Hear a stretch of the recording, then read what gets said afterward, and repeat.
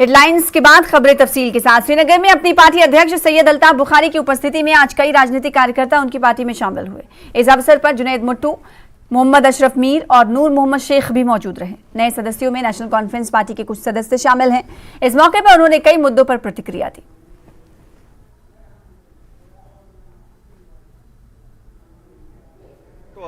One Jammu and Kashmir करने में ही अगर कामयाब हो गए, हमें तो लद्दाख ले गए, जम्मू वो बेचारे पीस रहे हैं जम्मू वाले। हम कश्मीरियों को तो आदत ही थी, हम तो 74 साल से पीस ही रहे थे, उनको पहली बार पिसना पड़ा। तो बाकी ये अच्छा है अगर वो कुछ करेंगे जिसमें जम्मू कश्मीर के इलेक्शन भी हो जाएं, तो इसमें क्या बुरा है। अगर हर कमेंट पे हम तालियां बजाना शुरू करें या अफसोस करना शुरू करें, जायज नहीं होगा। अल्टीमेटली ये देखना है कि जज साहिबान का जजमेंट जो आएगी उसी पे मुनसर है कि कैसे हम देखें। और मुझे लगता है चूंकि वो इंसाफ का मंदिर है, मुझे उम्मीद है कि जज सुप्रीम कोर्ट ये ख्याल रखेगी कि ये सेंटिमेंट ही नहीं है, ये लीगलिटीज की भी बात है, ये हिस्ट्री की भी बात है। कहीं जम्मू कश्मीर को लोगों को ये ना लगे कि जज साहिबान ने इंसाफ नहीं किया। आगे बढ़ेंगे। जिला राजौरी से खबर है जहां के डांगरी इलाके में 1 जनवरी 2023 को आतंकियों द्वारा स्थानीय निवासियों पर हमला किया गया था, जिसमें 7 लोग शहीद हुए थे। इस आतंकी हमले में दीपक और प्रिंस भी शहीद हुए थे। 9 महीने बीत जाने के बाद भी परिवार वालों को इंसाफ नहीं मिला। इंसाफ की मांग करने के लिए दीपक और प्रिंस की मां सोमवार को मुरादपुर राजौरी में धरना देंगी और शहीद प्रिंस और दीपक की मां सभी क्षेत्रों में घूमकर लोगों से समर्थन की अपील कर रही हैं ताकि बच्चों को इंसाफ मिल सके। प्रिंस और दीपक की मां का कहना है कि 9 माह बीत जाने के बाद भी अब तक मुझे इंसाफ नहीं मिला। जब तक मुझे इंसाफ नहीं मिल जाता तब तक मैं चुप बैठने वाली नहीं हूं। इंसाफ की इस लड़ाई में सब लोग मेरा साथ दें, उनका कहना है, ताकि मेरे बच्चों को इंसाफ मिल सके। बच्चा दीपक था और जेसीओ में भर्ती हुआ था सब आर्मी में, और जो छोटा बच्चा था मेरा वो हेड क्लर्क था डिस्ट्रिक्ट राजौरी पीएचई ऑफिस में। मुझे कुछ नहीं चाहिए, मुझे सिर्फ और सिर्फ बच्चों का इंसाफ चाहिए। डोडा पुलिस ने एक बयान जारी करते हुए कहा है कि यूएपीए एक्ट के तहत नामजद फास्ट ट्रैक एनआईए को डोडा में 8 खतरनाक दहशतगर्दों के खिलाफ चार्जशीट पेश की गई है, जिनमें वो एचएम कमांडर्स शामिल हैं जो उस वक्त पाकिस्तान से इस वक्त काम कर रहे हैं और जिला डोडा और सूबा जम्मू के दीगर हिस्सों में दहशतगर्दी को बढ़ावा दे रहे हैं।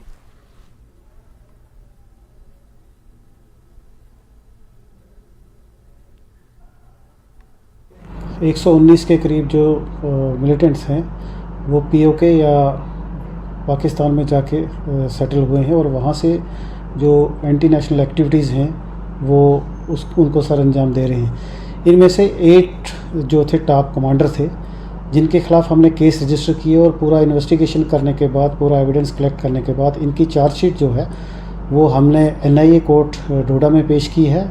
इनमें कुछ टॉप कमांडर हैं एलईटी के और कुछ एचएम के। इनका जो चालान पेश हो गया, आगे इनका ट्रायल चलेगा। इसमें 2 जो हैं, एक एलईटी का है जो कि इंडिविजुअल टेररिस्ट यूएपीए के तहत डिक्लेयर किया गया है, और एक एचएम का है अदरीस करके, उसको भी इंडिविजुअल टेररिस्ट डिक्लेयर किया गया है, और एक एलईटी का है खुबैब।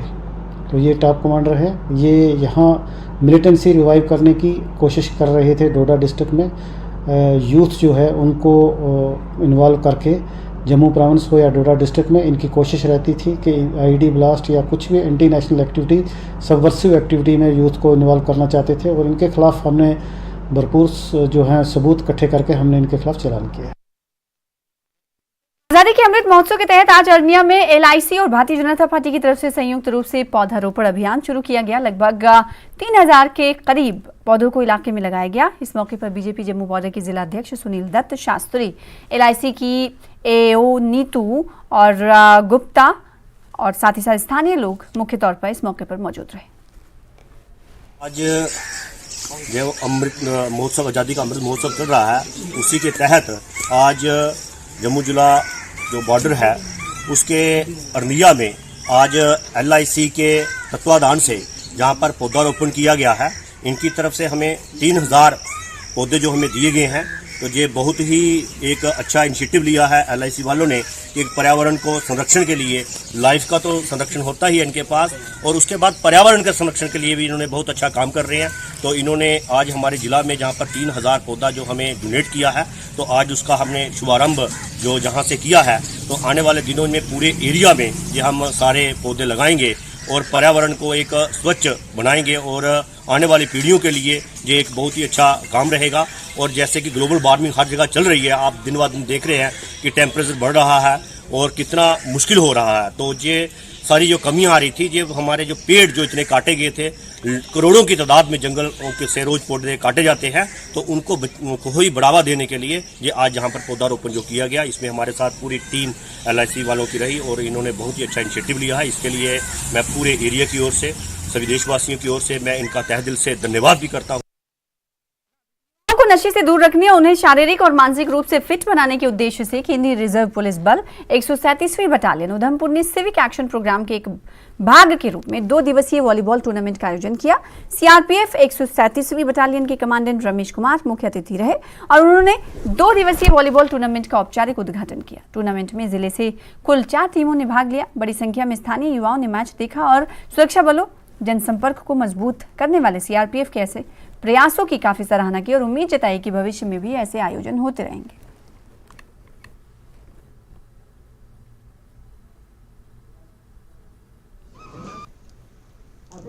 जैसे हम यहाँ खेलने आए हैं, हम रिप्रेजेंट करते हैं उधमपुर वॉलीबॉल क्लब को, और यहाँ पे और भी बहुत सारे क्लब्स हैं, कुछ गढ़ी से है, कुछ दनोड़ी से है, और भी क्या बोलते हैं आप अपर रीजन, आप जखैनी के ऊपर चलो, वहाँ से सब टीम्स आई हुई हैं यहाँ पे।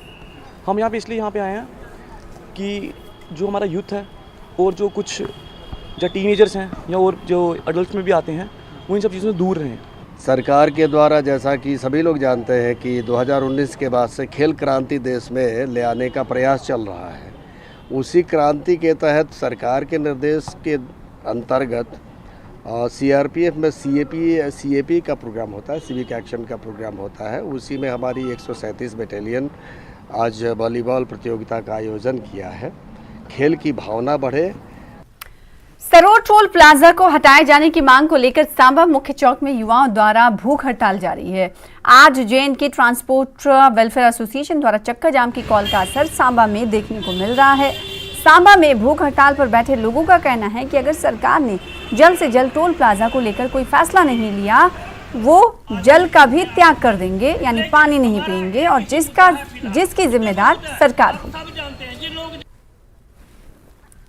मेंढर में दूर दराज के इलाके गलूता हरनी में बिजली की परेशानी को लेकर लोगों को मुश्किलों का सामना करना पड़ रहा है। वहीं आज इलाके के लोगों द्वारा नायब तहसीलदार हरनी के पास पहुंचे, जहां उन्होंने अपनी परेशानी से अवगत करवाया। ग्रामीणों का आरोप था कि बिजली विभाग के कर्मचारियों की लापरवाही के चलते हमारी बिजली बंद रहती है, जबकि हम लोग बिजली का बिल प्रति माह भुगतान करते हैं। लोगों ने जिला प्रशासन से मांग उठाई कि हमारी इस समस्या का तुरंत समाधान निकाला जाए। 4 हफ्तों में हमारी ये लाइट जो है, ये बिजली स्टेशन में जो है इन्होंने बंद करके रखी है। यहाँ पर 5 रिसीविंग स्टेशन है, जिसमें एक रिसीविंग स्टेशन जो है हमारा सेंट्रल गुरुते का है। इससे पहले जो है हम मैकेनिकल वाले जो AW साहब हैं, हमने उनसे भी रिक्वेस्ट की और DC साहब से भी और मेंढर SDM साहब से भी, और आज हम नायब तहसीलदार हरनी जो है हमारे, उनकी तरफ हमने रुख किया और उनसे हमने ये रिक्वेस्ट की कि हमारी ये बिजली जो है ये क्यों बंद की जाती है, क्योंकि जो इनका बिल जो है, हर महीने का बिल जो है हम पेड करते हैं और हमें टाइम पे लाइट नहीं मिलती है। 4 हफ्ते के एवज में आज हमारा चौथा जुम्मा है और 4 जुम्मों में जो है हमारी लाइट जो है इस वक्त जो है इन्होंने बंद करके रखी हुई है। मेरी DC साहब से ये रिक्वेस्ट रहेगी कि आज हमारा फर्स्ट और लास्ट जो है ये यहाँ पर डेलीगेशन जो है नायब तहसीलदार साहब को मिला, और आज के बाद जो है हमारी लाइट के साथ अगर कोई भी किसी किस्म का खिलवाड़ किया गया तो हम इंशाल्लाह रोड पर आएंगे। मेंढर में दूरदराज के इलाके गलूता हरनी में बिजली की परेशानी को लेकर लोगों को मुश्किलों का सामना करना पड़ रहा है। वहीं आज इलाके के लोगों द्वारा नायब तहसीलदार हरनी के पास पहुंचे, जहां उन्होंने अपनी परेशानी से लोगों को अवगत करवाया गया। इस हवाले से हमने आपको पूरी तफसील दिखाई। दूसरी खबर की तरफ बढ़ेंगे। खबर दूसरी आरएसपुरा से। युवा सर्विस एंड स्पोर्ट्स विभाग आरएसपुरा की तरफ से शुक्रवार को इंटर स्कूल जोनल लेवल खेल प्रतियोगिताओं का आयोजन किया गया, जिसमें सरकारी एवं गैर सरकारी स्कूलों के विद्यार्थियों ने हिस्सा लिया। लड़कियों के वर्ग के लिए आयोजित इस खेल प्रतियोगिता के दौरान युवा सर्विस एंड स्पोर्ट्स विभाग के zonal physical officer RS Pura Rakesh Kakkar मुख्य तौर पर मौजूद रहे, जिन्होंने इन खिलाड़ियों के साथ मुलाकात करने के उपरांत इस प्रतियोगिता की शुरुआत करवाई। इस दौरान कबड्डी, कैरम, शतरंज एवं खो-खो के मुकाबले खेले गए। आज department youth services and sports की तरफ से इंटर जोनल बॉयज़ गर्ल्स के लिए under 19 years of boys and girls उनकी हम लोगों ने टूर्नामेंट शुरू करवाई थी आज 3 दिन पहले से। पहले बॉयज़ सेक्शन हो चुकी है हमारी, उसमें बड़ा अच्छा रिस्पांस रहा हमारे बच्चों का। आज हमने गर्ल्स सेक्शन शुरू किया है और सबसे बड़ी बात यह है कि जो जितनी भी गर्ल्स आज पार्टिसिपेट कर रही हैं, इसमें सारे स्कूल जितने भी हैं, गवर्नमेंट स्कूल भी हैं, प्राइवेट स्कूल भी हैं, ये वो बच्चे यहाँ पे पार्टिसिपेट कर रहे हैं। श्री राधा माधव ट्रस्ट जम्मू कश्मीर के अध्यक्ष महंत राजेश बिट्टू ने आज एक प्रेस वार्ता की और देश भर की तरह जम्मू संभाग में भी कृष्ण जन्माष्टमी का पावन त्योहार 7 सितंबर को धूमधाम एवं श्रद्धापूर्वक तरीके के साथ मनाया जाएगा और इस दिन भगवान श्री कृष्ण जी पर आधारित कई मनमोहक झांकियां भी निकाली जाएंगी। उन्होंने समस्त लोगों से अपील करते हुए कहा कि वो श्री कृष्ण जन्माष्टमी के उपलक्ष्य पर मंदिरों में होने वाले धार्मिक कार्यक्रमों में बढ़ चढ़कर हिस्सा लें। आपको तकलीफ दी है, विषय रहेगा श्री कृष्ण जन्म उत्सव और श्री कृष्ण जन्माष्टमी के उपलक्ष्य में आपको हम ये निवेदन करना चाहते हैं कि आपके द्वारा लोगों तक सूचित करें कि 7 तारीख को श्री राधा कृष्ण मंदिर के अंदर सुबह 10 से 12 बजे तक जो है वो श्री ठाकुर जी का अभिषेक होगा, जिसमें हर साल की तरह लोग बढ़ चढ़ के हिस्सा लेते हैं। इस बार हमने निवेदन किया है सभी मंदिरों के आगे के जो झांकियां हैं वह मर्यादित आएँ। लगे कि सनातन का एक दिन है, भगवान कृष्ण का एक दिन है, उसको भक्तिमय से मनाएं। इसी को लेकर के जहां का जो प्रशासन हमारा म्यूनसिपल कॉरपोरेशन है वह सभी मंदिरों की जैसे हर साल सफाई करते हैं, चूना वगैरह फेंकते हैं, इस बार भी मैं निवेदन करना चाहता हूं उनकी पूरी टीम को, वार्ड के सभी मेंबरों को कि कहाँ कहाँ लाइट खराब है मंदिरों के अंदर, कहाँ कहाँ सफाई की व्यवस्था है, वो कल से ही शुरू करें ताकि पिछले साल की तरह इस बार भी जन्माष्टमी बड़ी धूमधाम से मनाई जा सके। भारतीय जनता पार्टी की तरफ से देश भर में शहीदों के सम्मान के लिए शुरू किए गए मेरी माटी मेरा देश अभियान की शुरुआत भाजपा के आरएसपुरा जम्मू साउथ जिला इकाई की तरफ से क्षेत्र के गांव कोलिया से की गई। डीसी आरएसपुरा प्रोफेसर गारू राम भगत की अध्यक्षता में मेरी माटी मेरा देश अभियान की शुरुआत के मौके पर भाजपा की जिला अध्यक्ष रेखा महाजन, जिला प्रभारी अयोध्या गुप्ता, महामंत्री आकाश चोपड़ा, मंडल अध्यक्ष विक्रम अशोक चौधरी सहित काफी संख्या में भाजपा के कार्यकर्ता मौजूद रहे। इस दौरान भाजपा कार्यकर्ताओं ने शहीदों के परिजनों को सम्मानित करने के साथ साथ हर घर पर जाकर कलश में मिट्टी एकत्रित की और बताया कि इस अभियान को भाजपा द्वारा लगातार जारी रखा जाएगा।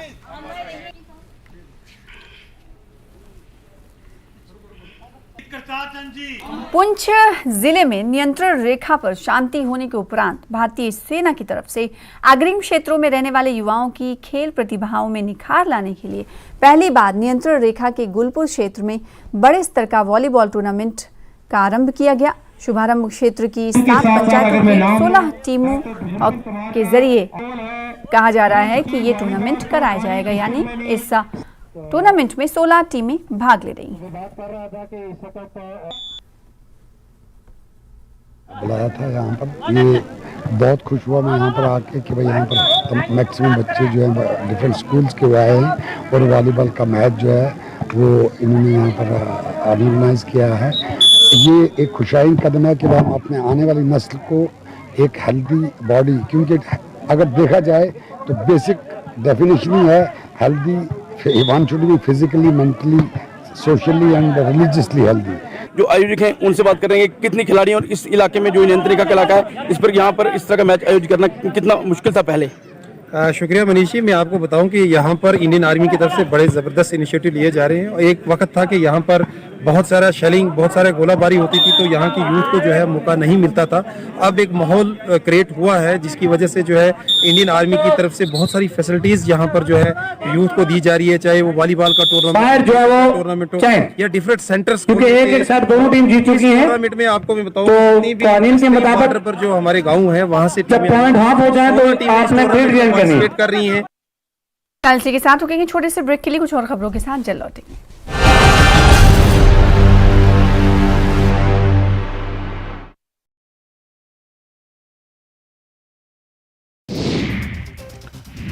सीपीएस नियुक्ति को चुनौती देने के मामले में 18 सितंबर को होगी अगली सुनवाई। हिमाचल प्रदेश हाईकोर्ट ने जारी किया आदेश, अब सभी सीपीएस समन सर्विस माने जाएंगे। छात्रवृत्ति घोटाले में ईडी की बड़ी कार्रवाई। ईडी ने हिमाचल से 4 लोगों को किया गिरफ्तार। आरोपियों को 5 दिन के ईडी रिमांड पर भेजा गया। ईडी ने 31 मार्च 2022 को 4 करोड़ 42 लाख रुपए किए थे अटैच। सीबीआई पहले से कर रही है मामले की जांच।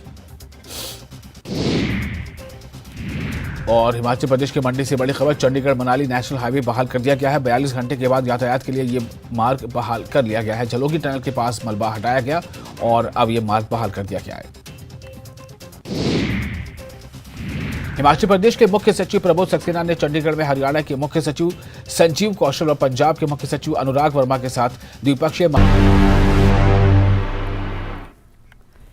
ब्रेक के बाद एक बार फिर से आपका स्वागत करते हैं। हिमाचल प्रदेश में तबाही के बाद आपने कई खौफनाक तस्वीरें देखी होंगी, लेकिन आज हम आपको सिरमौर के एक इलाके का जो सच दिखाने जा रहे हैं उसे देखकर आपकी सांसें थम जाएंगी। यहाँ तबाही के बाद एक गांव के बच्चों को स्कूल जाने के लिए हर रोज ऐसे रास्ते से गुजरना होता है जहां कदम कदम पर मौत खड़ी है। ये रिपोर्ट देखिए। एक स्कूल के रास्ते में हर कदम पर मौत।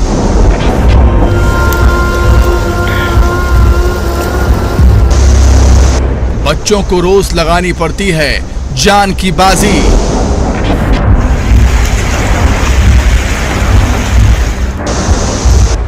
अगर पढ़ना है तो यहां मौत से नहीं डरना है।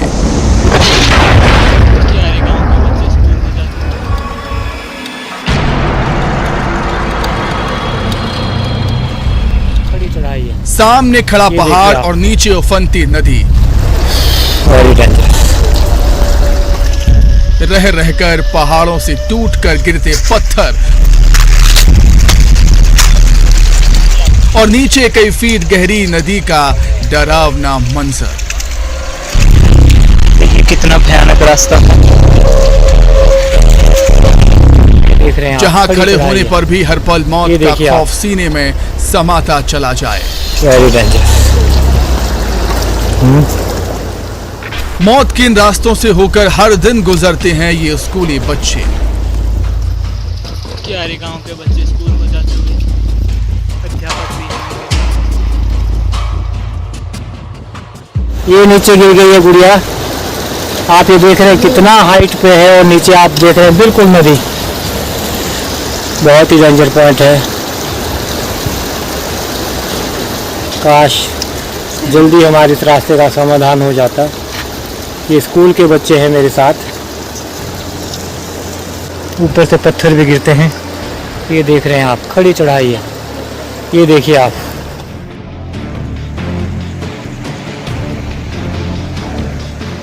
हर स्कूली छात्र के माता पिता को दहला देने वाली ये तस्वीर सिरमौर के रेणुका जी इलाके की है। और पहाड़ पर खतरनाक रास्ते से होकर स्कूल जाते ये बच्चे छछेती पंचायत क्यारी खाली अछोना गांव के रहने वाले। देखिए कि स्कूल जाने के लिए इन्हें कैसे मौत का सफर करना पड़ता है। बच्चों का गांव पहाड़ के ऊपर है और नीचे बेहद गहरी गिरी नदी है। बच्चे पहले पत्थरों को पकड़कर धीरे धीरे पांव जमाते हुए नदी की तरफ उतरते हैं। इस दौरान अगर फिसल गए तो सीधे नदी में जा गिरेंगे, जिसकी धार इतनी तेज है कि कोई बचा भी नहीं पाएगा। नदी के बिल्कुल करीब नीचे पहुंचने के बाद खतरा और भी ज्यादा बढ़ जाता है। ऊपर से पत्थर भी गिरते हैं। ये देख रहे हैं आप, खड़ी चढ़ाई। ये देखिए आप। जहां बच्चों को बहुत सावधानी से पहाड़ के दूसरे हिस्से की तरफ कूदना होता है। इस दौरान थोड़ी सी भी चूक हुई तो नदी बहा ले जाने को तैयार खड़ी है और पहाड़ के दूसरे हिस्से पर पहुंचने के बाद रास्ता और भी ज्यादा खतरनाक है, क्योंकि खड़े पहाड़ के बीच नदी से सिर्फ कुछ फीट ऊपर ऐसे धारीदार रास्ते से होकर गुजरना पड़ता है, जहां कदम 2-4 इंच भी इधर उधर हुआ तो मंजिल स्कूल की जगह मौत हो सकती है। लेकिन यहाँ पढ़ना है तो मौत से हरगिज नहीं डरना है, जिसे हर रोज मात देते हुए बच्चे आगे बढ़ते हैं। और करीब 10 किलोमीटर तक ऐसे ही खतरनाक सफर करते हुए इन्हें फिर से पहाड़ चढ़ना पड़ता है, क्योंकि क्यारी खाली अछोना गांव के करीब 12 बच्चे जिस कुर्ला खड़क सरकारी स्कूल में पढ़ते हैं वो भी पहाड़ के ऊपर है। क्यारी गांव के बच्चे स्कूल को जाते हुए, अध्यापक भी है उनके साथ।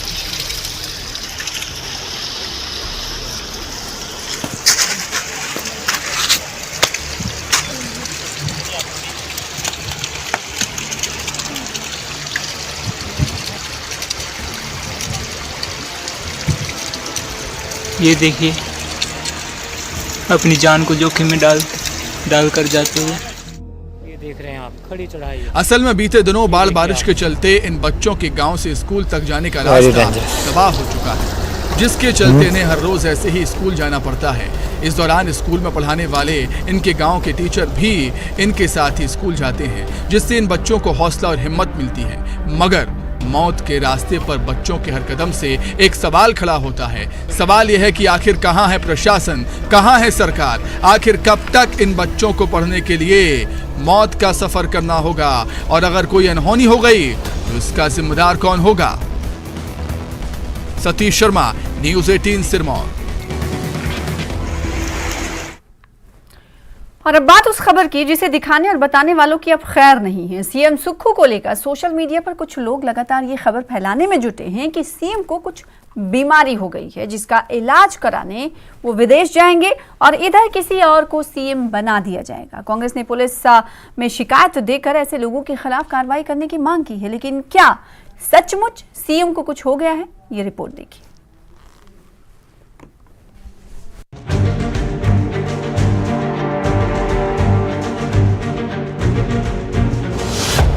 सीएम सुक्खू के खिलाफ कौन फैला रहा अफवाह?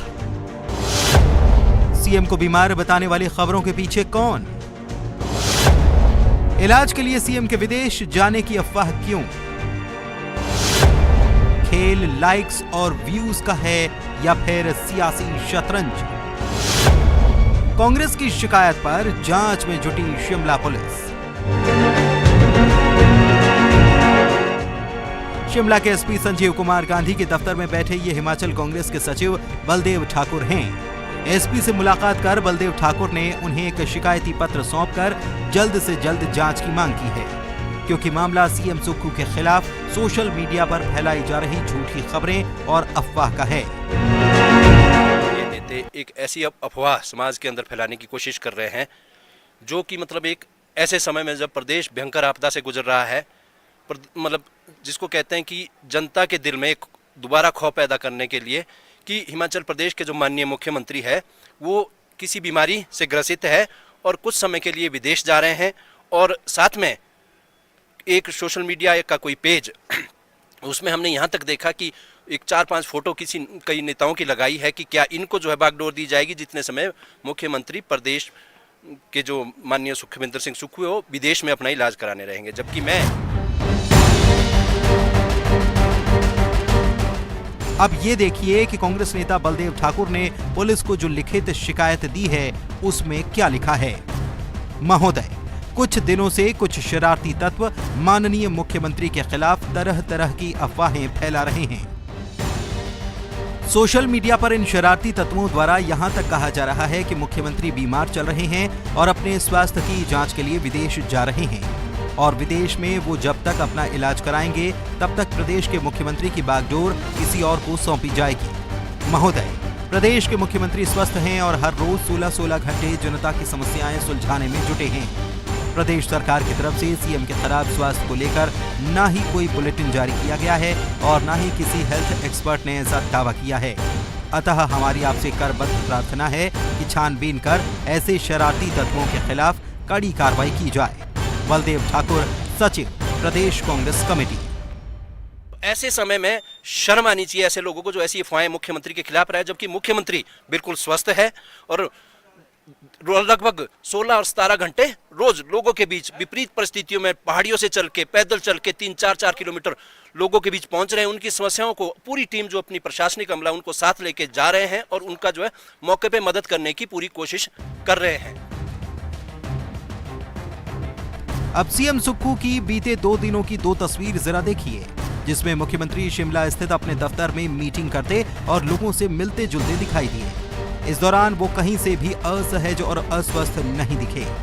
2 दिनों में कई लोगों ने सीएम से मिलकर उन्हें आपदा से निपटने के लिए मदद का चेक भी सौंपा। उनमें से भी किसी को सीएम की तबीयत खराब नहीं लगी। इतना ही नहीं, सीएम लगातार मीडिया से भी बातें कर रहे हैं और लोगों से आपदा में मदद की अपील भी कर रहे हैं। लगातार ये अपील है अभी भी? नहीं, हम तो चाह रहे हैं कि जिसकी जितनी सामर्थ्यता है और जो अपना कुछ भी योगदान देना चाहता है तो गूगल पे के द्वारा दे सकता है, हमारे बैंक अकाउंट है वो दे सकता है और उसको आयकर की धारा 80 के तहत नियमों में। आवाज से भी सीएम की तबीयत कहीं से भी खराब नहीं लग रही। ऐसे में सवाल ये है कि आखिर वो कौन लोग हैं जो सीएम के स्वास्थ्य को लेकर अफवाह फैला रहे हैं। शिमला पुलिस अब इसकी जांच में जुट गई है। ये एक शिकायत पत्र जो है वो प्रदेश कांग्रेस कमेटी की तरफ से दिया गया है, जिसमें जो है कुछ अफवाहें और भ्रामक प्रचार करने के संदर्भ में शिकायत की गई है और इस विषय पर जो है पुलिस इन्वेस्टिगेशन करेगी, जांच करेगी और एज पर लॉ जो है एक्शन लेगी। मामला दर्ज किया जाएगा? अभी इसकी जांच हम कर रहे हैं और जो जिस प्रकार की ये जो कंप्लेंट है इसमें डेफिनेटली हम मामला दर्ज करेंगे और इसकी इंक्वायरी भी करेंगे, इन्वेस्टिगेशन भी करेंगे। जांच से जुड़ा सबसे बड़ा सवाल यह है कि क्या सीएम के खिलाफ सोशल मीडिया पर अफवाह और झूठी खबरें सिर्फ उनके नाम का इस्तेमाल कर ज्यादा से ज्यादा लाइक्स, शेयर और व्यूज बटोरने के लिए फैलाई जा रही हैं, या फिर सीएम के खिलाफ ऐसी खबरों के जरिए कोई सियासी शतरंज में अपनी चाल चल रहा है। रणवीर सिंह, न्यूज़ 18 शिमला।